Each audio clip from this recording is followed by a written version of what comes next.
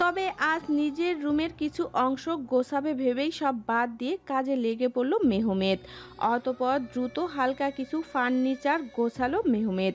Bed আপাতত ready. Mehmed একটু স্বস্তির নিঃশ্বাস ছাড়ল। ঘড়িতে সময় দেখেই ছুটল মেহমেদ ফ্রেশ হতে। ফ্রেশ হয়ে বের হলো রাতের ডিনার করতে। খাবার খেয়ে বের হয়ে মেহমেদ মোবাইলের ফ্লাইট মোড অন করলো। অতঃপর মোবাইলে ভেসে উঠল লাগামহীন কল ও মেসেজ হুরের তরফ থেকে। মেহমেদ কেমন যেন বোধ হলো। তড়িৎ সে বাসায় গিয়ে চিন্তিত অববয়ে বিছানায় হেলল তার দেহ। তারপর কল করলো হুরকে। ওইদিকে হুর বিছানায় মুচ্ছা হয়ে শুয়ে আছে। কলের টন বাজতেই কল রিসিভ করলো হুর। তার কথাগুলো কেমন দোলা পাকিয়ে যাচ্ছে। কথা গোছাতে ব্যর্থ হুর। নিঃশ্বাস ভারী হয়ে আসছে। অপর পক্ষ থেকে শোনা গেল মেহমেদের গলা। কি হয়েছে হুর? হুর নিজেকে শক্ত করার চেষ্টা করে সে জবাব দেয়, মেহমাদ, এই জীবনে কতগুলো মেয়ের জীবন নষ্ট করলে আমায় বলবে? আমি জানতে চাই, আমাকেই কেন তুমি বেছে নিলে? আমি কি দোষ করেছি বলো? আমায় কেন তুমি ধোঁকা দিলে? মেহমেদ হুরজিয়ানের কথায় অবাক হয়। কি সব বলছে মেয়েটা? আমি কেন তুমি ঠকাবো? কিসব বলছো তুমি? আর তোমার জীবন নষ্ট করেছে? আর তোমার জীবন নষ্ট করেছে? আর কারিব জীবন নষ্ট করেছে? আমি কিছু বুঝতে পারছি না। খোলাসা করে বলো আমায়। তুমি না বললে আমি বুঝবো কি করে? হুরজিয়ান তাচ্ছিল্যের সুরে হাসে। বাহ, প্রীতির সাথে তোমার 3.5 বছরের প্রেমের সম্পর্ক ছিল, তাহলে ওকে ছেড়ে আমার পিছুই বা পড়লে কেন? আমি তো একটা মেয়ে হয়ে আরেকটা মেয়ের অধিকার হরণ করতে পারি না বলো? নাকি প্রীতির মতো আমায় ইউজ করে আবার আরো কারো জীবনটা শেষ করে দিবে? ও আমায় সব বলেছে। তুমি ওকে ছুঁয়েছো, খুব বাজেভাবে ছুঁয়েছো। কথাটা শুনে মেহমেদের মস্তিষ্কে হানা দিল রাগেরা। তার রগ ফুলে উঠল। মুখে যেন কাঠিন্যতা ভাব বিরাজ হলো। চেঁচিয়ে হুরকে শুধালো, কিসব আজে বাজে কথা বলছো হুর?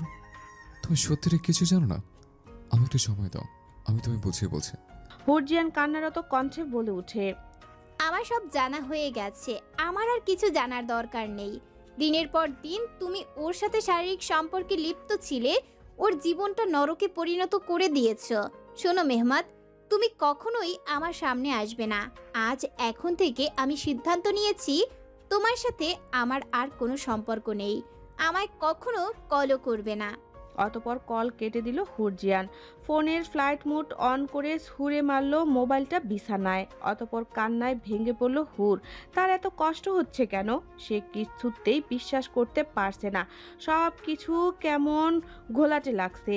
মেয়ে মানুষ, তার ইজ্জত জীবন নিয়ে মিথ্যা কথা বলে না নিশ্চয়ই। হুর কেঁদেই চলেছে। তার কান্নার কোনো শেষ হচ্ছে না। রাত কয়টা বেজেছে তাও সে জানে না। বালিশে মুখ চেপেই কান্না করতে করতেই ঘুমিয়ে পড়ল যে কখন সে নিজেও জানে না।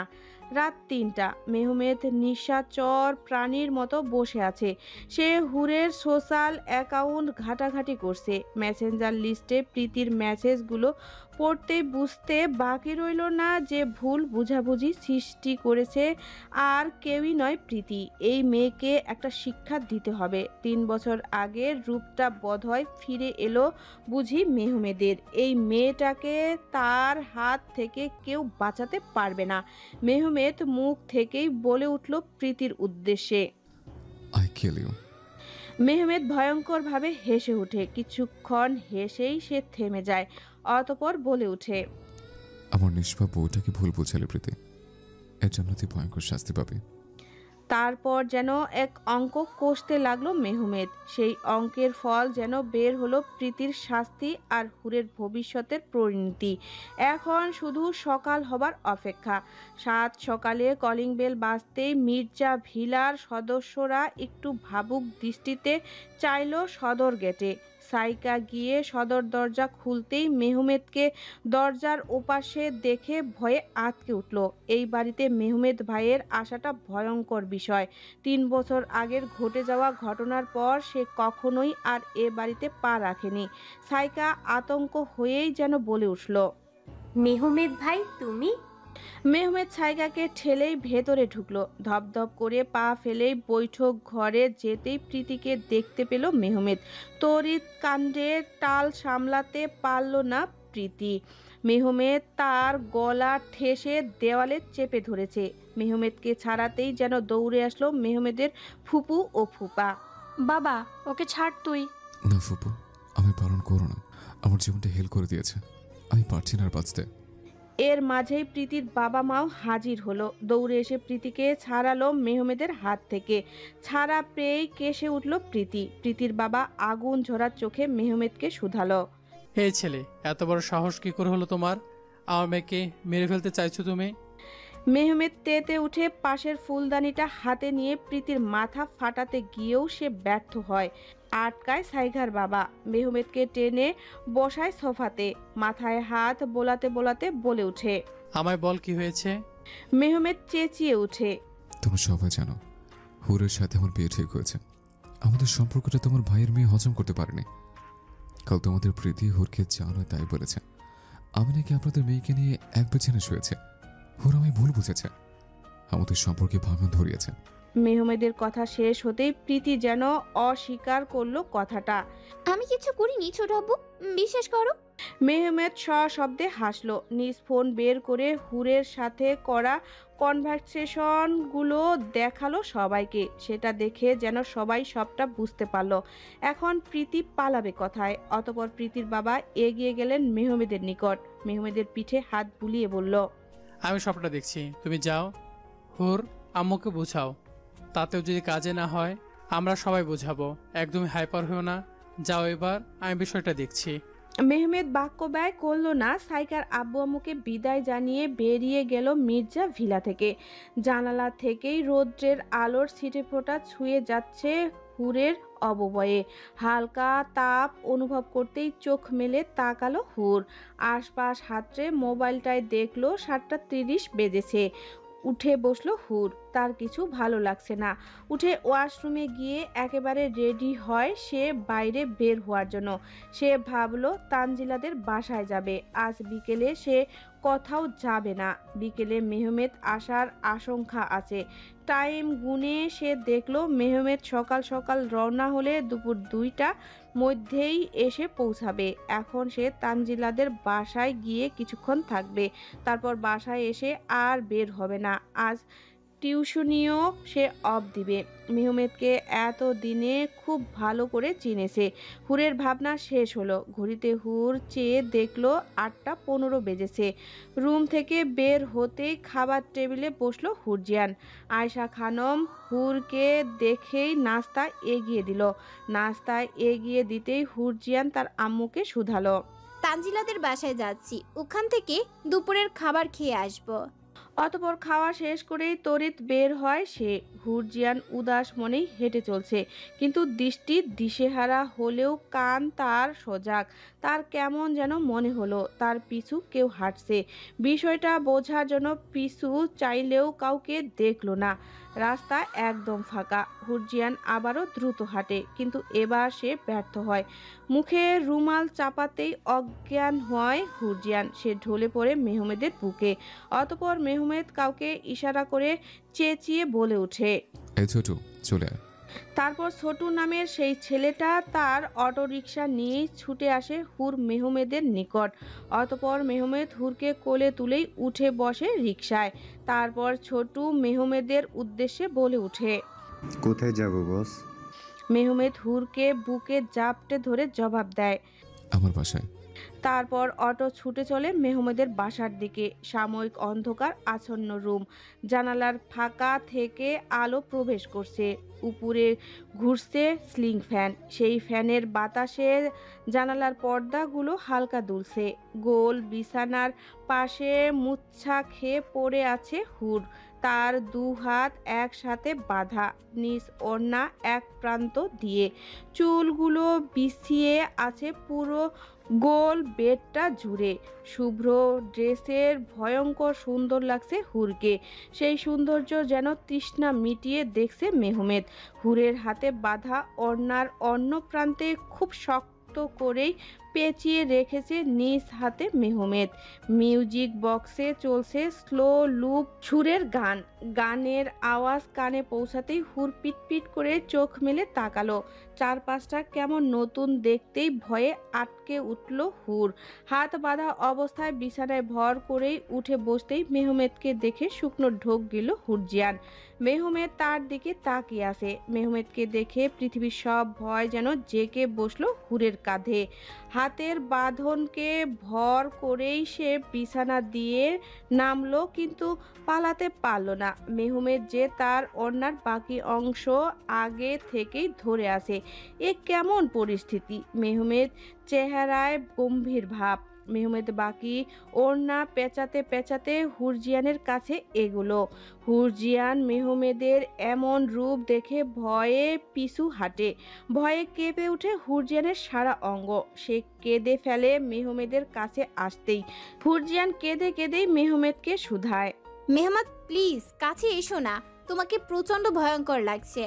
কিন্তু মেহমেদ আরো নিকটে এসে দাঁড়ালো হুরজিয়ানের। অতঃপর হুর দেওয়ালে আবদ্ধ। মেহমেদ তার হাত বাড়ায় হুরের ডান ঘাড়ে, স্লাইড করে হুরকে শুধায়। কি যেন বলেছিলে? প্রীতিকে আমি খুব ভালোভাবে ছুঁয়েছি, নিশ্চয়ই এখানটাতেও ছুঁয়েছে। হুরজিয়ান না সূচক মাথা নাড়িয়ে বলে ওঠে, না মেহমেদ। অতঃপর আবার মেহমেদ হুরজিয়ানের বাম ঘাড়ে আঙ্গুল দিয়ে স্লাইড করে ইশারা করে। এখানে তো তাহলে ছুঁয়েছে। হুরজিয়ান আবারও কেঁদে কেঁদেই বলে ওঠে, না মেহমেদ, তুমি কিচ্ছু করনি। আমার কাছ থেকে দূরে সরে দাঁড়াও, আমার ভয় করছে। কিন্তু মেহমেদ হুরের কথা শোনে না। অতঃপর হুরের ঠোঁটে হাত বুলায় মেহমেদ। তারপর আবার হুরকে বলে, তাহলে তো এটাও ছুঁয়েছিলাম। হুরজিয়ানের নিঃশ্বাস ভারী হয়। মেহমেদ হুরজিয়ানের রেশম কালো চুলে হাত চালালো, অতঃপর বলল, তুমি যে মিথ্যা অপবাদ দিলে আমায়, যেটা আমি কোনোদিনও করিও নি, তার কিছু অংশ আছে আমি তোমায় করে দেখাবো। মেহমেদের কথায় কেঁদে ওঠে হুর। না মেহমেদ প্লিজ। অতঃপর মেহমেদ তার অধর ছুঁয়ে দিয়েছে হুরের ডান ঘাড়ে। পুরুষালী ছোঁয়ায় কেঁপে উঠে বেগতিক হাড়ে হুর। বাঁধা হাতেই খামচে ধরে মেহমেদের শার্ট। অতঃপর বাম ঘাড়ে অধর ছুঁয়ে দেয় মেহমেদ। তারপর বেসামাল মেহমেদ ছুঁয়ে দেয় হুরের গোলাপি অধর। হুরের চোখ বেয়ে নেমে আসে নোনা জল। কিছু সময় যেতেই হুরকে ছেড়ে তড়িৎ কক্ষ ত্যাগ করে মেহমেদ। হুরের ঠোঁট ফেটে রক্ত পড়ছে। সে দেওয়াল ঘেঁষে বসে পড়ে নিচে। কিছুক্ষণ আগে কি হলো ভেবেই আবারও কেঁদে ফেলে হুর। অতঃপর সে আবারও ফুপিয়ে ফুপিয়ে কেঁদে ওঠে। ওইদিকে মেহমেদ অন্য কক্ষে বেসিনে গিয়ে কলের ট্যাপ ছাড়ল। তড়িৎ তার অববয়ে ঝাপটালো পানি। নিজেকে কন্ট্রোল করে চুল ব্রাশ করলো মেহমেদ। হুরের অতি নিকটে গেলে তাকে ছোঁয়ার নেশা যেন মেহমেদের জেঁকে বসে। আর একটু দেরি হলে হয়তো মেহমেদ কন্ট্রোল হারিয়ে ফেলতো। মেহমেদ এটা কখনোই চায় না, সে যে তাকে হালাল ভাবেই ছুঁতে চায়। অতিমাত্রায় রাগে দিক দিশা হারিয়ে ফেলেছে সে। হুরের ঠোঁট ফেটে রক্ত বের হওয়ার দরুন মেহমেদের হুঁশ ফিরেছিল। মেয়েটার কাছে যাওয়া উচিত। মেহমেদ দ্রুত পা চালিয়ে কক্ষে প্রবেশ করে। তখন হুর হাঁটুতে মুখ গুজে এখনো কাঁদছে। তার হাতের বাঁধন এখনো বাঁধা রয়েছে শক্ত অবস্থায়। মেহমেদ নিজ ব্যাগ হতে টাওয়াল বের করে মাথায় বোলায়। মিনি ফার্স্টেস বক্সটা বের করে সে বিছানায় রাখে। অতঃপর পা চালিয়ে আসে তার শ্রেয়সীর পানে। হুর ফুপিয়ে ফুপিয়ে কাঁদছে, স্পষ্ট শোনা যাচ্ছে। মেহমেদও আসন মেরে বসলো হুরের নিকট। হুরের হাতের বাঁধন খুলতেই মুখ তুলে তাকায় হুর। কি নিষ্পাপ চাহনি। মেহমেদ মৃদু হাসে। উঠে দাঁড়ায় সে। হুরকে কোলে তুলেই হুর কিছু বলে না, শুধু চেয়ে চেয়ে দেখে মেহমেদের কাজগুলো। হুরকে ইতিমধ্যে বিছানায় বসিয়ে বাঘ ফিরে ফার্স্টেস বক্সটা নিয়ে আসলো মেহমেদ। তারপর পাশে পড়ে থাকা চুলের কাঠিটা তুলে খুব যত্ন করেই একটা খোপা গাঁথল মেহমেদ। অতপর হুরের শরীরে ওড়না জড়ালো, গালের পড়ে থাকা ছোট চুলগুলো কানে গুজে দিল হুরের। তারপর হুরের গালে আলতো হাতে বুলিয়ে নরম গলায় মেহমেদ শুধালো। ব্যথা করছে? হুর ইশারায় বুঝালো তার ব্যথা করছে। মেহমেদ কিছু তুলা পাকিয়ে ধীরে ধীরে পরিষ্কার করতে লাগলো হুরের ঠোঁট ফেটে যাওয়া অংশে। কাটার জায়গায় ভায়োডিন লাগাতেই হালকা আর্তনাদ করে ওঠে হুর। তারপর হুরকে কাছে টেনে বুকে নেয় মেহমেদ এবং সুধায়। তোমার কি সত্যিই মনে হয় প্রীতির সাথে আমার কোনো সম্পর্ক ছিল? আমি জীবনে শুধু একটা মেয়েকে ছুঁয়েছে, তা তোমাকে বাধ্য হয়ে সীমার ভেতর থেকে। সে সাহস আমার নেই। তবে আমি পবিত্র হালালভাবে গ্রহণ করতে চাই। বেপরোয়া মন আবদ্ধ চাওয়াকে সামলিয়েছে, তবে আজ যা করেছে এর জন্য আমায় ক্ষমা করো হুর। তোমায় এইভাবে পাইট দেওয়া উচিত হয়নি আমার। আমি তোমায় কোনো কিছু খোলাসা করে বলতে পারবো না। আমি সাইকাকে কল করছি, ও সবটা তোমায় বলবে। মেহমেদের কথা শেষ হতেই হুর মেহমেদের বুক থেকে মাথা তুলে বসলো। মোবাইলটা নিয়ে কর্ণে চেপে ধরতেই শোনা গেল সাইকার কণ্ঠ। হ্যাঁ ভাইয়া বলো। হুরজিয়ান কথা গুছিয়ে জবাব দেয়। ভাবি বলছি, এখন আমায় বলো প্রীতির সাথে মেহমাদের কিসের সম্পর্ক ছিল? প্রীতি ভাইয়াকে পছন্দ করত, কিন্তু মেহমেদ ভাই পছন্দ করত না। বড় আব্বু বিয়ের প্রস্তাব পাঠিয়েছিল মামুর কাছে, কিন্তু ভাই প্রথমেই মামুনিকে বারণ করে দিয়েছে। ভাই প্রীতির ব্যাপারে অনেক কিছুই জানতো। প্রীতির কয়েকটা ছেলের সাথে ফিজিক্যাল রিলেশনও হয়েছে, মেহমেদ ভাই জানতো।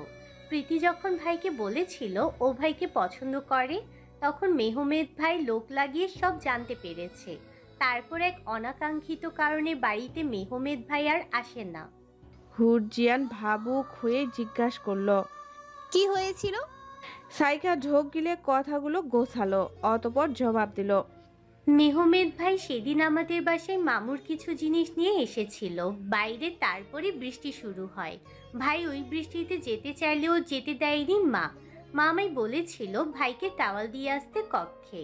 তখন আমি ঢুকতেই ভাই আমায় বাথরুমে টাওয়াল রাখতে বলেছিল, আমি সেটাই রাখতে গিয়েছিলাম।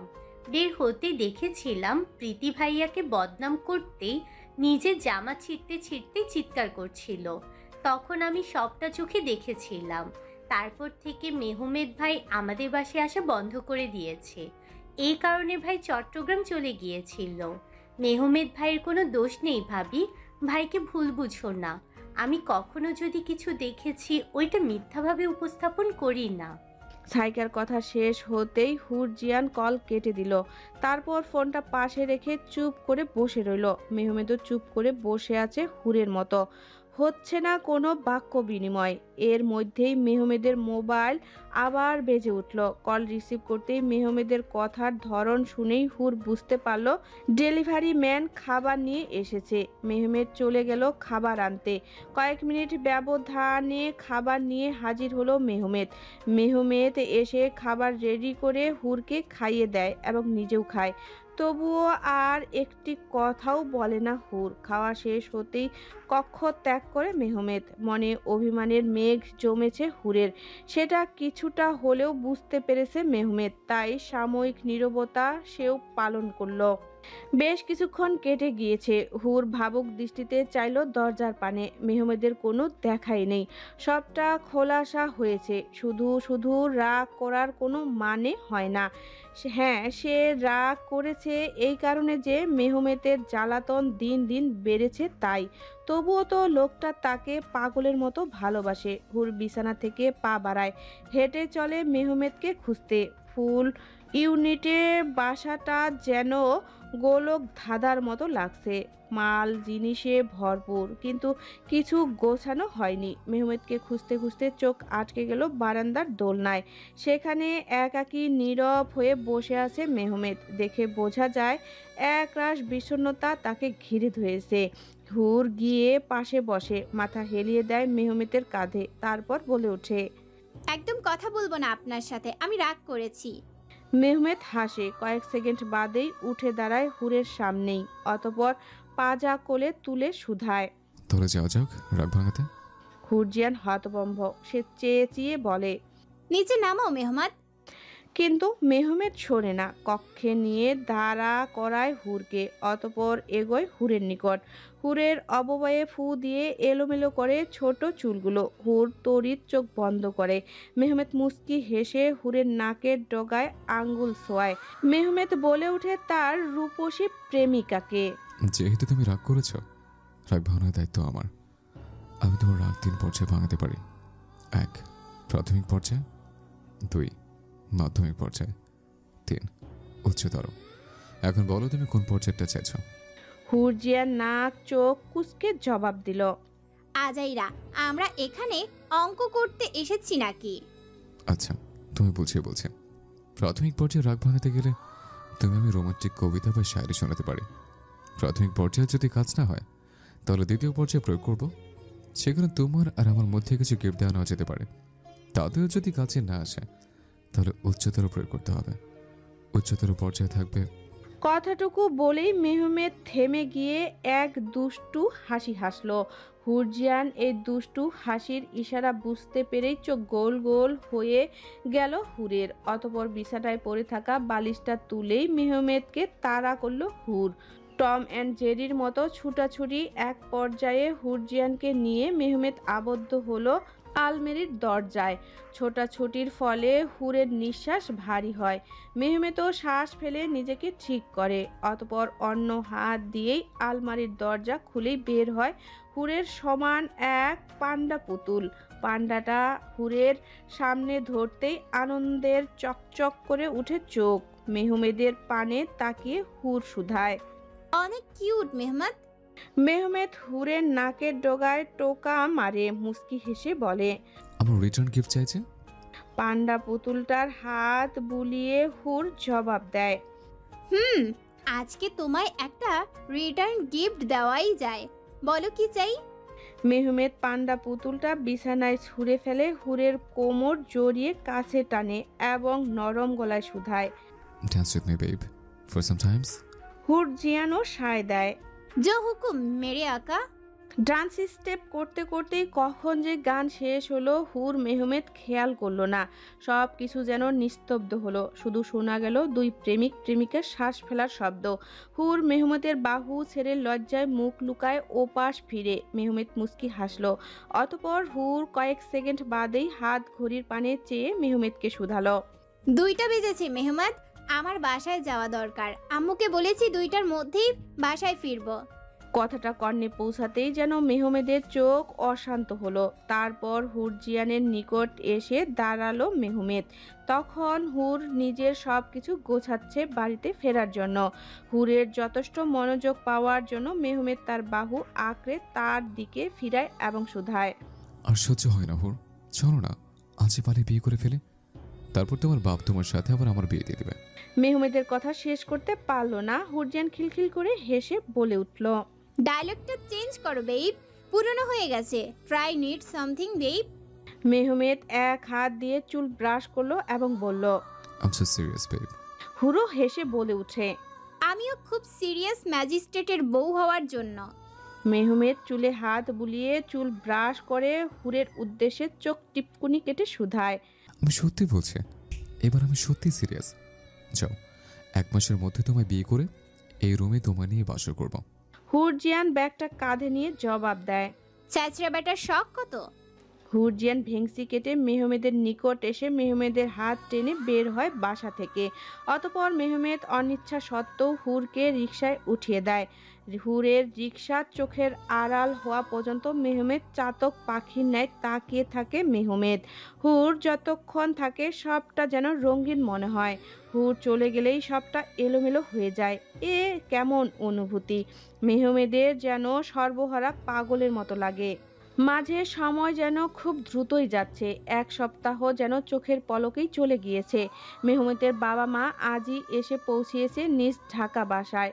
মুরাদকেও নিয়ে এসেছে। তবে মুরাদ আবারও 15 দিনের জন্য চলে যাবে। তার পরীক্ষা চলছে। মেহমেদ এই 7 দিন বাড়ির লুকই একদম চেঞ্জ করে ফেলেছে। বড় ছেলের দায়িত্ব সে ঠিকঠাক পালন করতে সফল হয়েছে। মুনিবা বেগমের স্বপ্নের বাড়ি যেন বাস্তবায়ন হয়েছে। সন্ধ্যায় ফ্যামিলির আড্ডাতেই যেন এক নতুন সুখবর বয়ে আনলো চৌধুরী প্যালেসে। মেহমেতের ভাইবা দেওয়ার ডেটের মেসেজ এসেছে। মুনিবা বেগম কেমন যেন সব স্বপ্ন স্বপ্ন লাগছে। মেহমেত ও মুরাদ নিজ কক্ষে যেতেই মুনিবা বেগম ওয়াসিম চৌধুরীকে বললেন, ছেলের কাজটা সম্পূর্ণ হলে আমরা হুরমায়ের বাসায় গিয়ে বিয়ের আনুষ্ঠানিক একটা ডেট ফিক্সড করে আসব, কি বলেন? ওয়াসিম চৌধুরী চায়ে চুমুক দিয়ে জবাব দিলেন, খারাপ সিদ্ধান্তও নেয়নি, আমি সেটাই ভেবেছিলাম।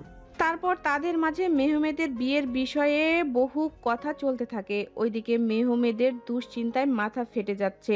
হুরকে কল করা মাত্রই রিসিভ করলো হুর। মেহমেদের কণ্ঠ শুনে হুর বুঝতে পারলো মেহমেদের খুব দুশ্চিন্তা হচ্ছে। কি হয়েছে মেহমাদ? হুর, কালকে ভাইবা যাবে আমার সাথে? ঠিক আছে, যাব, দুশ্চিন্তা করো না, ইনশাল্লাহ ভালো কিছু হবে। হুরের কথায় যেন মেহমেদ মনে সাহস জোগায়। হুর আবার বলে ওঠে, তাড়াতাড়ি ঘুমিয়ে যাও আর একটুও টেনশন করো না। অতপর মেহমেদ কল কাটে। কালকের সকল প্রস্তুতি সম্পূর্ণ করে ঘুমানোর এক চেষ্টা করে মেহমেদ। কালকের দিনটাকে ঘিরেই তার ভবিষ্যতের হাতছানি। কত চাওয়া, কত ইচ্ছে, কত স্বপ্ন, সব যেন কালকের দিনেই ঘিরে। মেহমেদ সকল চিন্তাকে পাশে রেখে ধীরে ধীরে ঘুমিয়ে গেল। সকাল সকাল ফর্মাল ড্রেসে হাজির হলো মেহমেদ হুরের বাসার কিছু দূরে। সে হুরের জন্যই অপেক্ষা করছে। কিছুক্ষণ বাদেই দেখা মিলল হুরের।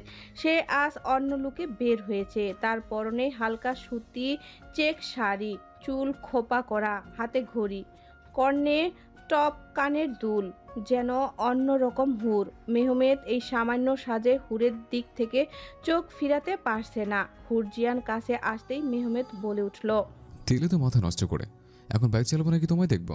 হুরজিয়ান ভেংসি কেটেই বলে, যত সব ঢং, চলো চলো, দেরি হয়ে যাচ্ছে। অতপর মেহমেদ বাইকে উঠে চাবি ঘুরায়। বাইক চলে গন্তব্যের উদ্দেশ্যে। 2 ঘন্টা বাদেই তারা পৌঁছায় লোক প্রশাসন গেটে। হুরজিয়ানের চোখে মেহমেদের চোখ আবদ্ধ। চিন্তারা খেলা করছে। হুরজিয়ান মেহমেদের গালে হাত বুলায়। একদম চিন্তা করবেন না আমার ম্যাজিস্ট্রেট সাহেব, আপনি ঠিকই ম্যাজিস্ট্রেট হবেন, আমি এখানেই দাঁড়িয়ে আছি। মেহমেদ হুরের হাতের উল্টো পিঠে চুমু খায়। তুমি আমার মোটিভেশন, তোমাকে দেখলে কেমন যেন একটা পাওয়ার চলে আসে। হুর মেহমেদের পিঠে চাটি মারে। সিরিয়াস টাইমেও এই লোক ঠোঁট কাটা বেহায়াদের মতো কথা বলছে। ছ্যাঁচড়া কোথাকার। হুরজিয়ান মুখের আল গোছে বলা গালিগুলো শুনে মেহমেদ বলে ওঠে, আই লাইক ইট। অতপর উরু চুমু খেয়ে সে প্রবেশ করে ভাইবা দিতে। অপেক্ষার প্রহর বুঝি শেষ হয় না। অপেক্ষা যেন এক বিরক্তির কারণ। সেই বিরক্ত ভাবটাই যেন হুরজিয়ানকে গ্রাস করছে। মেহমেদের কথা চিন্তা করে মাথা ফেটে যাচ্ছে তার। বসা থেকে উঠে দাঁড়ালো। দাঁড়িয়ে থেকে এপাশ ওপাশ পায়চারি করেই চলছে হুরজিয়ান। ফের হাত ঘড়ির চোখ বলাতেই তড়িৎ যেন শূন্য ভাসলো হুর। তাকে মেহমেদ কোলে তুলেই কপালে চুমু খেয়ে আনন্দে আত্মহারা হয়ে বলে উঠল, বউ, ম্যাজিস্ট্রেট তো হয়ে গেলাম, চলো না আজ বিয়ে করে ফেলে। হুরজিয়ান মেহমেদের কপালে আলতো ধাক্কা দিয়ে জবাব দেয়, উন্মাদ কোথাকার, নিচে নামাও, পড়ে যাবো তো। বিয়ে কি হাতের মোয়া নাকি কিনতে গেলাম দিয়ে দেবে? হ্যাঁ হ্যাঁ, বিয়ে হাতের ময়, দেখো না কি করে। এবার চলো, বড্ড খিদে পেয়েছে। মেহমেদের কথায় হুরজিয়ান সম্মতি দিতেই হুরকে কোল থেকে নামিয়ে এগোলো বাইকের দিকে। অতপর তারা চলে গেল লাঞ্চ সারতে। ঢাকা থেকে দুপুরের পরপরই ফিরেছে মেহমেদ আর হুরজিয়ান। হাত ঘড়িতে চোখ বুলিয়ে ঢোক গিলল হুরজিয়ান। সে আয়শা বেগমের কাছে মিথ্যা বলে গিয়েছে। বাসায় ঢুকলে কি প্রতিক্রিয়া হবে সেটাই ভেবেই কুল পায় না হুর। তবুও পা টিপে টিপে যেন ঘরে ঢুকলো হুরজিয়ান। কিন্তু শেষ রক্ষা আর হলো না। আয়শা বেগমের মুখোমুখি হতেই হলো। সে হাতে ফুল ঝাড়ু নিয়ে আছে, কিন্তু হুরকে কয়েকবার অবলোকন করে শুধালো, ফ্রেশ হয়ে আয়, তোরে খেতে দেই, তারপর তোর সাথে আমার কথা আছে। আর হ্যাঁ শোন, ওয়াশরুমে যদি টাইম নেস না, তোর এই ঝাড়ু দিয়ে আমি মার দেব, কথাটা কান খুলে শুনে না। হুরজিয়ান টু শব্দ যেন করলো না। গিয়ে ফ্রেশ হলো তড়িৎ। তারপর আয়েশা বেগমের নিকট গিয়ে নিষ্পাপ শিশুদের মতো বসলো। খাওয়া দাওয়া শেষ করে আয়েশা বেগম হুরের নিকট একখানা শাড়ি হাতে ধরিয়ে দিল। আয়েশা বেগমের কণ্ঠস্বর ভারী, মনে হয় যেন কোনো কষ্টকে ধামাচাপা দিচ্ছে। শাড়িটা উল্টে পাল্টে অবলোকন করে হুর তার মাকে বলল। এই শাড়িটা কেন দিয়েছো আম্মু? আয়েশা বেগম নির্লিপ্ত কণ্ঠে জবাব দিল। সন্ধ্যায় বাসায় মেহমান আসবে, আমি চাই তুই আজ শাড়িটা পর। আর একটা কথাও আমার সাথে বলবি না তুই। এখন এখান থেকে যা, সন্ধ্যায় হওয়ার পরেই যেন তোর শরীরে আমি এই শাড়ি দেখতে পাই। কথাগুলো যেন মাথার উপর দিয়ে গেল। কারা আসবে, কোন মেহমান আসবে, কেন বা তাকে শাড়ি পরতে হবে, সেটাই ভেবে বুঝতে উঠতে পারছে না। অতঃপর ক্লান্ত শরীর নিয়ে বিছানায় গা হেলাতেই যেন ঘুমিয়ে পড়ল হুর। ঘন্টা যেতেই ঘুম থেকে উঠেই তাজ্জব বনে গেল হুর। তার বোন দুলাভাইয়ের আম্মা এসেছে। ঘরে নাস্তা বানানোর জন্য প্রতিযোগিতা চলছে মনে হয়। বিছানা থেকে উঠে দাঁড়াতেই হায়াত ঠেলেই ওয়াশরুমে ঢুকালো হুরকে। কী সব কাণ্ড কারখানা চলছে। ফ্রেশ হয়ে বের হতেই হায়াত হুরকে শাড়ি পরাতে শুরু করলো। একরকম বিরক্ত হয়ে হুরজিয়ান চেঁচালো হায়াতের সঙ্গে। কি সমস্যা, কেউ কি বলবে আমাকে? শাড়ি মেহমান কি হচ্ছেটা কি এই বাড়িতে? তোকে দেখতে আসবে পাত্রপক্ষ, তাই এত আয়োজন। হুরজিয়ান ফিক্কা মেরে ফেলে শাড়ি বিছানায়। আমি বিয়ে করব না। আমাকে একবারও বলেছিস আমার জন্য ছেলে দেখেছো? আমি কেন বিয়ে করব না? এর মাঝে আয়েশা বেগম এসে হুরকে চোখ গরম করলো। হুরজিয়ানের দিশেহারা লাগছে। বাধ্য হয়ে শাড়ি পরল হুর। হায়াত বেরিয়ে গেছে। হায়াত যাওয়ার সাথে সাথেই হুর কল করলো মেহমেদকে। কল রিসিভ হতেই শোনা গেল মেহমেদের কণ্ঠ।